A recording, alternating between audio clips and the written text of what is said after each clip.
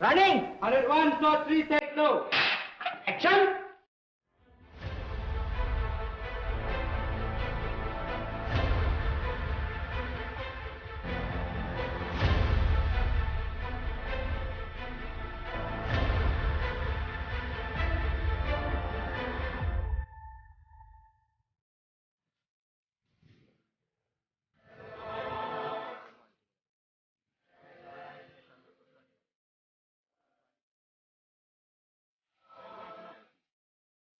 Assalamualaikum warahmatullahi wabarakatuh.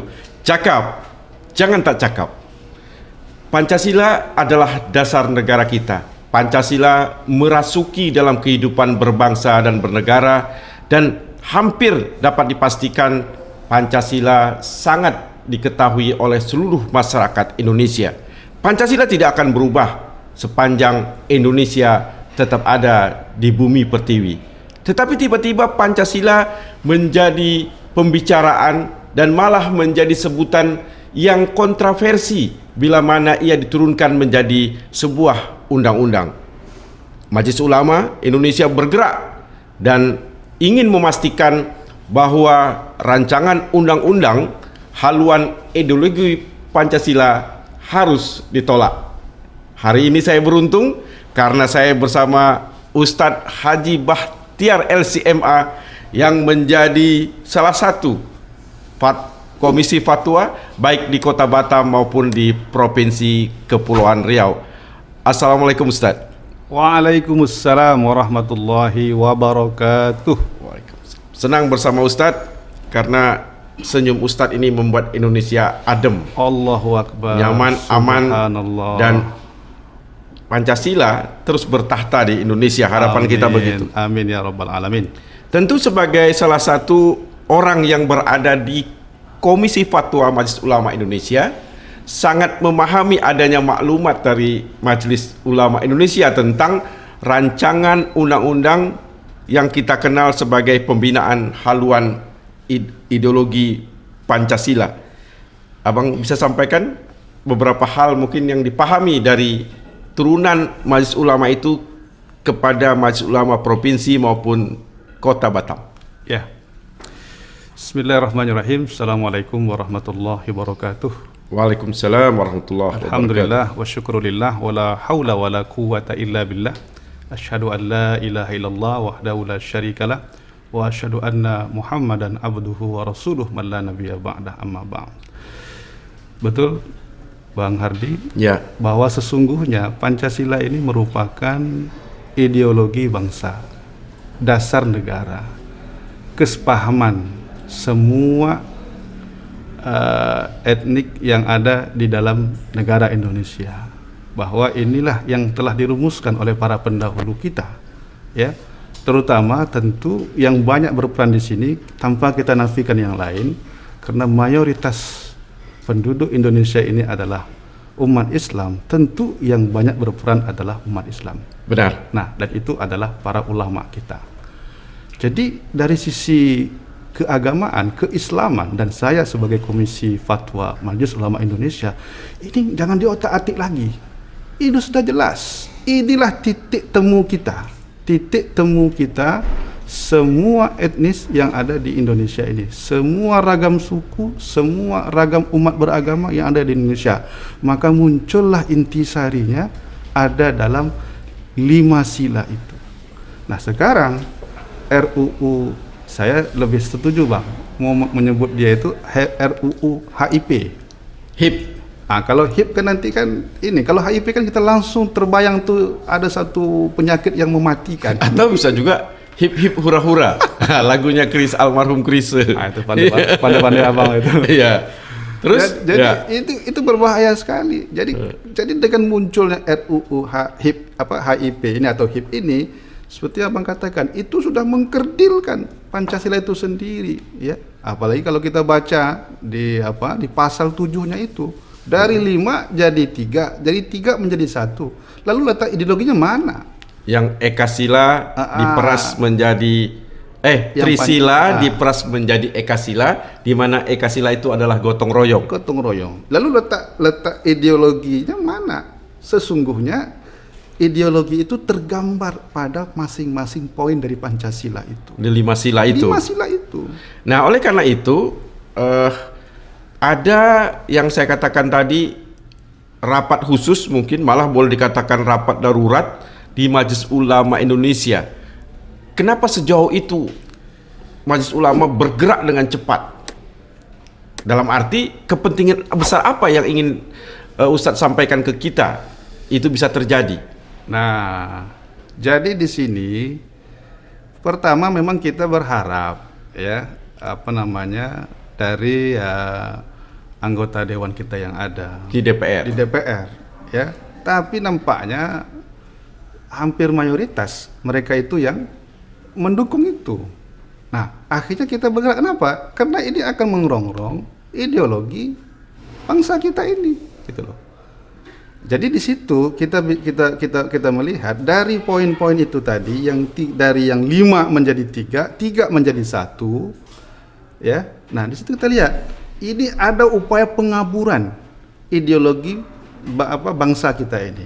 Apalagi kalau kita tengok ya, itu ada istilah ketuhanan yang berkebudayaan Di dalam isi rancangan undang-undang HIP itu. Padahal kita sudah jelas-jelas mengatakan ketuhanan yang Maha Esa.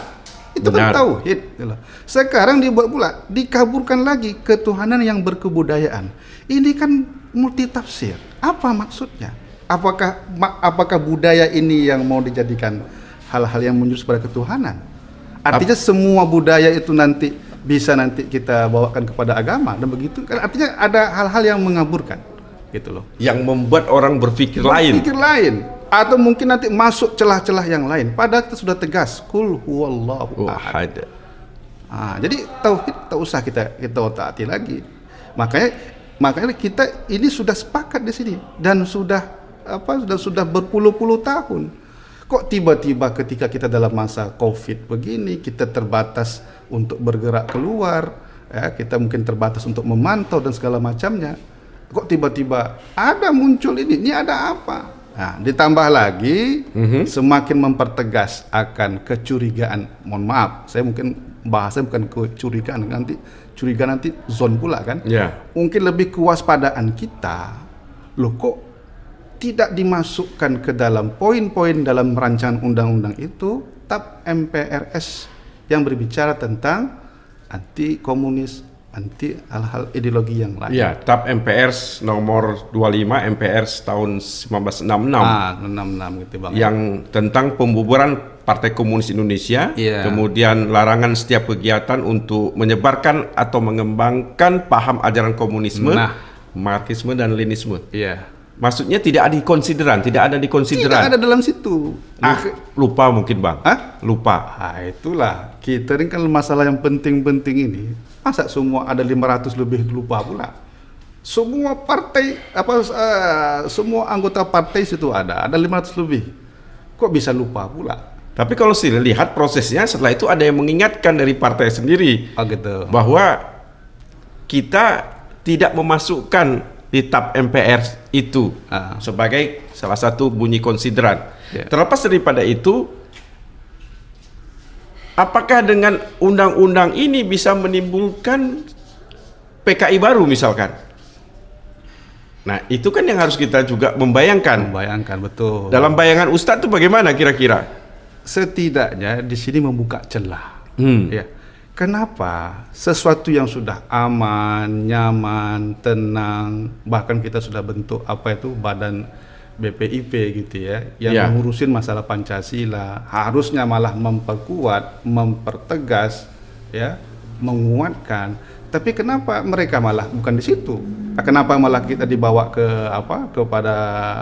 Jadi saya melihat mestinya ini kan malah pengkerdilan. Ya, Pancasila itu yang tadinya berada di mukadimah Undang-Undang Dasar 45 ini tadi turun grade-nya menjadi undang-undang biasa. Ya, karena sama-sama kita pelajari bahwa Pancasila adalah dasar negara dan sumber dari segala sumber hukum di bernegara adalah nomor 1 Pancasila. Jadi kalau kita urutkan ada Pancasila, ada Undang-Undang Dasar 45, baru turunannya Undang-Undang. Undang-undang. Jadi sekarang Pancasila itu melewat turun 2 grade. 2 grade. Gitu. Jadi apa pasal ini? Jadi tidaklah salah umat Islam yang mayoritas berada di Indonesia dan umat-umat beragama lainnya menaruh kecurigaan dan kewaspadaan. Atau memang belum begitu disosialisasikan RUU ini sehingga ada pandangan-pandangan yang tanda kutip Ustaz katakan tadi kecurigaan atau kewaspadaan itu. Ya, itu saya katakan tadi. Kenapa kok diburu-buru, dikejar-kejar sekarang? Iya. Kalau mau ini kan embok ya cari waktu yang lain. Selesaikan dulu masalah COVID ini, ya gitu kan? Atau mungkin disampaikan dulu ke masyarakat tuh bagaimana, gitu kan? Tapi kok tiba-tiba ini, apalagi mohon maaf, informasi yang kita terima di antara yang memulai mencetus ide-ide itu informasinya orang tuanya dulu terlibat komunis. Oh begitu ya, pengusul lah istilahnya. Salah seorang pengusul. Anak-anak dan dia juga terang-terangan. Dia mengatakan saya bangga menjadi anak PKI dalam sebuah bukunya. Jadi makin lengkap lah kewaspadaan tadi, kecurigaan tadi. Ya, karena kalau dalam pandangan positif RUU ini sekilas saya memahaminya bahwa ia ingin memperkuat Badan Pembinaan Ideologi Pancasila yang hanya saat ini katakanlah sebuah kepres, dia akan berada di sebuah undang-undang, sehingga keberadaan BPIP itu menjadi lebih kokoh. Itu yang bisa mungkin kita lihat ada alur ke sana. Itu apakah BPIP ini memang harus dijadikan sebuah undang-undang? Nah, tapi kan baik lagi Bang. Ya. Tapi kan kenyataannya ini kan ditentang habis-habisan. Benar. Oleh Majelis Ulama Indonesia. Ya. Ini saya bicara inilah ya umat Islam ya, karena saya kan dari komisi fatwa. Oleh Nahdlatul Ulama, oleh Muhammadiyah. Artinya ini ada apa? Kalau sesuatu yang baik, sesuatu yang menguatkan, sesuatu yang malah mempertegas yang sudah ada, insya Allah tidak akan ditentang. Mereka pasti akan suka, akan mendukung. Tapi ketika umat Islam sudah ini ya, yang tadinya mestinya ya udahlah serahkan pada anggota dewan lah, DPR, tapi ternyata mereka mesti turun, mereka mesti bersuara. Ini belum ada sejarah menurut saya ini. MUI, Majelis Ulama Indonesia Pusat, dalam surat itu menampilkan ke 34 provinsi dalam sebuah pernyataan. Biasanya cukup dengan tanda tangan ketua dan sekretaris. Sudah. Ini enggak semua. Artinya ada apa? Berarti kan ada sesuatu yang membahayakan. Itu yang saya pahami, Bang. Dan malah di MUI itu di salah sebuah poin surat tersebut menyatakan untuk katakanlah umat Islam bersiap-siap katakanlah. Dalam kasarnya, ayo kita siap turun ke jalan. Bahwa ini memang benteng terakhir kita untuk katakanlah dalam tanda kutip mewaspadai adanya rancangan undang-undang ini. Begitu saya kira Majelis Ulama begitu kokoh terhadap pemahamannya pentingnya ideologi Pancasila ini tidak dikaburkan. Tidak dikaburkan, betul. Dan ini saya rasa tidak kental politik, tapi memang kental dalam mempertahankan negara Republik Indonesia ini yang berdasarkan Pancasila. Betul sekali, Bang. Jadi saya kira hal-hal yang kontroversi. Jadi saya seperti yang dihimbau oleh Majelis Ulama Indonesia Pusat, kami dari provinsi, kami dari kota, ya setuju dan memang harus mengikuti apa yang dikatakan oleh pusat bahwa ini bukan ditunda. Ini dihentikan pembahasan, tutup buku, jangan dibahas-bahas lagi. Kenapa? Kalau tunda itu betul bahasa politis, ya. Tunda sampai waktu kapan? Kan tak tahu. Jangan-jangan nanti macam kasus kayak RUU KPK. Tunda, tapi nanti dia bahas. Dan cari waktu yang pas, lalu dia bahas. Ini kan kita tak mau. Maka NU sepakat, Majelis Ulama Indonesia sepakat, Muhammadiyah sepakat, dan ormas Islam yang lainnya, ini bukan ditunda. Ini kita hentikan pembahasan. Ini kalau Kalau tetap ngotot juga dengan penundaan ini, saya tak tahu lah, mungkin masyarakat turun. Kita terutama di Batam ini kita mencobalah untuk mengkanalisasi lah. Ya, Tapi sudah ada misalkan bibit-bibit masyarakat terutama aktivis untuk turun ke jalan? Oh, jangan ditanya Bang, luar biasa. Maka disitulah peran kami Majelis Ulama Indonesia. Iya. Bagaimana jangan sampai itu terjadi. Kalau itu terjadi, kami coba untuk bagaimana bisa mengatur sedemikian rupa sehingga betul-betul tertib. Yang kami khawatirkan kalau sempat ini dipaksa-paksa, kemudian juga mohon maaf ya, untuk mengutarakan pendapat juga tak dibolehkan. Mungkin nanti alasan dia entah COVID lainnya segala macam lah kan. Padahal kita sudah sampaikan bahwa kita akan pakai masker semua, kita akan taat dengan protap social distance, physical distance. Tapi kalau umpama tak bolehkan, yang kita khawatir nanti ini malah tidak terkendali. Itu luar biasa Bang. Kalau isu ini sensitif sekali. Mereka boleh tak solat. Mungkin belum solat macam mana lah kan. Mereka boleh mohon maaf akhlak dia, perangai dia atau apa. Mereka boleh sehari tak ibadah. Tapi kalau disinggung masalah agama, masalah ketuhanan, akhirnya komunisme. Oh, luar biasa. Kenapa? Karena kita kembali ke sejarah dulu. Iya. Apa yang terjadi pada mohon maaf, lagi-lagi umat Islam lagi. Ya, belum lagi tahun 48, ya, belum lagi tahun 65 dan sebelumnya. Luar biasa pembantaian umat Islam, para ulama, kiai pesantren dan segala macamnya. Nah, ini yang kita jangan sampai kita lupa dengan sejarah ini. Apa istilah kata sekarang, jas merah.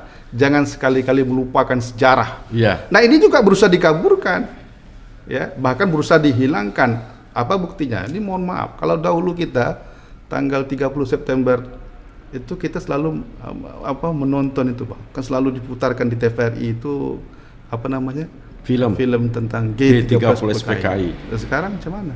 Nah, itu masuk orang itu kan, ini adalah unsur politisnya inilah. Nah, jangan salah kalau ada umat Islam ataupun para ulama yang punya pemikiran ataupun keyakinan, jangan-jangan ini sudah masuk juga mereka. Ya. Mereka katakan gitu. Ustadz, beberapa tahun lalu atau selalu saja umat Islam dicurigai bahwa tidak Pancasilais. Selalu saja seakan-akan yang tidak Pancasilais itu adalah umat Islam. Tetapi di poin yang diadakan atau yang di surat yang dibuat oleh Majelis Ulama, malah kali ini menyatakan bahwa pantas mencurigai bahwa konseptor RUU HIP itu adalah oknum-oknum yang ingin membangkitkan kembali paham dan Partai Komunis Indonesia. Sekarang yang kita katakanlah umat Islam yang dicurigai ini malah menjadi pelopor untuk mencurigai bahwa ada yang dengan sengaja membawa RUU HIP ini di tengah-tengah parlemen untuk diundangkan. Kira-kira apa yang ada pada hati umat Islam saat ini? Iya, jadi kita tengok ya, memang justru mohon maaf kita yang dicurigai anti Pancasila, anti Bhinneka Tunggal Ika, seperti saya yang dikatakan oleh Ustadz Abdul Somad, justru malah kita yang malah mengawal, ya, bahkan mohon maaf ada partai yang yang dikatakan ya anti Pancasila, hati-hati itu anti Pancasila, justru malah dia yang menolak dari awal gitu. Bahkan sekarang alhamdulillah sudah banyak partai. Yeah. Artinya apa? Udahlah kita tahu salah bicara apa. Yang jelas ini umat Islam sudah mulai. Ditambah lagi dari berbagai ormas Islam segala macamnya. Justru yang kita sayangkan, yang kita pertanyakan, orang ataupun oknum kah, lembaga kah, partai kah, apakah yang tadinya mengatakan aku Pancasilais malah diam saja, tak ada bunyi. Macam mana? Malah kan di DPR pun dia malah ikut menandatangani. Iya. Padahal sudah jelas-jelas. Sekarang biarlah masyarakat yang menilai. Majelis Ulama meminta masyarakat mewaspadai. Dalam arti maksud itu adalah selalu siap siaga terhadap penyebaran paham komunis. Apa kira-kira bentuk langkah yang bisa dilakukan oleh Majelis Ulama terhadap persoalan ini, Bang? Ya, sekarang alhamdulillah pertama pemberitaan tentang komunis ini, bahaya laten komunis ataupun PKI ini, dengan RUU HIP ini, dengan sendirinya pemberitaan kita, media kita, baik itu di Facebook, di Twitter, Instagram, baik di WA, di WA grup, itu isi berita itu terus. Ya. Artinya apa? Secara langsung ataupun tidak langsung, masyarakat bisa membaca dan teredukasi dengan sendiri, mendapatkan pemberitaan-pemberitaan yang positif. Ya, artinya maknanya adalah yang baik bagi mereka dalam rangka untuk memahami tentang bahayanya komunis di sini. Itu pertama yang kita apresiasi ya dari Majelis Ulama Indonesia. Yang kedua, tentu di sini ada upaya-upaya Majelis Ulama Indonesia untuk menyadarkan umat Islam. Ya, sekarang kita alhamdulillah dengan adanya RUU HIP ini luar biasa, Bang. Sekarang kita silaturahim terus. MUI dengan ormas Islam, bahkan sekarang kita tidak hanya MUI umat Islam, bahkan ormas-ormas nasionalis. Kita sekarang silaturahim terus. Dan itu kembali menunjukkan bahwa Pancasila adalah alat pemersatu bangsa. Pemersatu bangsa. Itu loh. Iya. Jadi justru malah umat Islam yang menunjukkan kami Pancasilais. Jadi apa yang dilakukan kemarin tak terbukti. Justru kami Pancasilais. Alhamdulillah. Allahu Akbar. Maka saya merinding, Bang. Saya merinding. Bahkan mereka juga berlomba-lomba. Aku bayar minum. Aku luar biasa. Jadi situ silaturahim bangkit kembali, yang tadinya tak tegur sapa jadi tegur sapa. Apalagi mungkin pasca pilek lalu ya. Pilek baru kan. Adalah trauma-trauma sedikit kan. Ya. Sekarang alhamdulillah. Oh ternyata kita ini silaturahimnya ikhlas ya, silaturahim yang kembali mempererat. Mungkin disitulah hikmahnya, bahwa ternyata umat Islam membuktikan kembali bahwa ia bersama Indonesia dan tentu saja ia bersama Pancasila. Itulah. Maka saya sangat bersyukur. Di balik setiap kejadian, situlah saya meyakini perkataan guru saya, pasti ada hikmah. Tinggal kau ambil aja hikmah itu, kau cari terus, dapat insyaallah. Tapi itu butuh kesabaran. Ya. Butuh kesabaran. Ya. Kalau kita tak sabar kan bahaya juga, Bang. Garda terdepan terutama mengenai penjagaan kedaulatan negara selalu kita nyatakan dan kita percayakan kepada Tentara Nasional Indonesia, TNI. Dan tentu kita sangat menghormati apa yang dilakukan TNI. Dan apakah Majelis Ulama juga melakukan bukan pendekatan, maksud saya ya silaturahim untuk memperkuat ketahanan bangsa itu? Alhamdulillahirrahmanirrahim. Saya bicara konteks Batam. Ya. Kami baru semalam. Wow. Jadi itu mendadak. Jadi kita dari MUI telepon ke Kodim, alhamdulillah kita langsung dipertemukan dengan Dandim ya, Kota Batam. Alhamdulillah kita silaturahim. Kita bawa ormas, ada sekitar 10 orang dari MUI, dari ormas Islam, NU, Muhammadiyah, apa semua. Silaturahim kita alhamdulillah. Apa yang kita sampaikan, bahkan sampai Kiai Usman Ahmad menangis, Ketua Majelis Ulama Kota Batam. Sampai dia menangis berbicara tentang PKI ini. Karena ini kan dia ada sejarah dulu. Kiainya dia apa semua kan. Dia cerita situ nangis. Nah, alhamdulillah Kiai pun juga senang karena sebelum Kiai datang ke sana, kami ataupun anak-anak muda yang ada di Batam ini yang bergabung dalam forum silaturahim Dewan Kemakmuran Masjid Sekota Batam, yang situ ada 100 masjid yang bergabung situ. Perwakilan mereka dari kalangan anak muda datang ke Majelis Ulama Indonesia silaturahim. Mereka menyampaikan unek-unek mereka. Mereka menginginkan persatuan. Mereka menginginkan izah umat Islam macamnya. Dan dalam masalah PKI ini, mereka siap berada di garda terdepan. Apapun nanti bentuk edukasi kah, dalam bentuk pelatihan kah, dalam bentuk macam-macam. Ya. Jadi mereka luar biasa. Maka Kiai melihat itu merinding. Telepon saya terus, materi mana? Kita akan silaturahim terus, kita akan kumpulkan anak-anak muda-muda ini yang berkualitas ini, yang punya gairah dan semangat ini, kita akan arahkan mereka, didik mereka luar biasa. Maka berangkat dari situlah kami juga, ini kita harus silaturahim. Alhamdulillah diterima oleh Dandim dan mereka sangat setuju dengan pemikiran kami. Sangat setuju, sama-sama mempertahankan Pancasila sebagai ideologi negara. Jadi kalau bahasa Dandim, Pancasila harga mati.